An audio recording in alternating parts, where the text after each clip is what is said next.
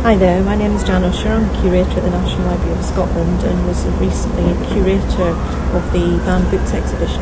I'm going to read from The Well of Loneliness by Radcliffe Hall.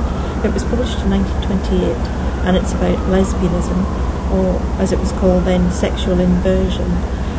It was banned under the Obscene Publications Act of 1857 and wasn't published again in fact until 1949. I'm going to read you a piece that's about the main character, who is called Stephen because her parents wanted to have a boy. So this little girl was called Stephen when she was born, and when she is at the age of 7 she develops a crush on the housemaid called Collins. From now on, Stephen entered a completely new world that turned on an axis of Collins.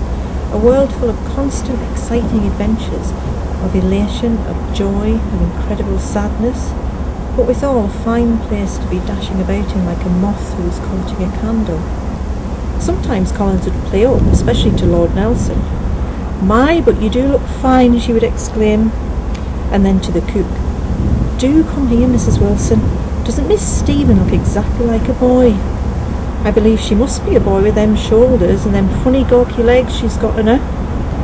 And Stephen would say gravely, "Yes, of course I'm a boy. I'm young Nelson, and I'm saying, what is fear? You know, Collins, I must be a boy, because I feel exactly like one. I feel like young Nelson in the picture upstairs." Collins would laugh, and so would Mrs. Wilson. And after Stephen had gone, they would get talking, and Collins might say, "She is a queer kid, always dressing herself up and play acting. It's funny." But Mrs. Wilson might show disapproval. "I don't hold with such nonsense, not for a young lady. Miss Stephen's quite different from other young ladies. She's got none of their pretty little ways."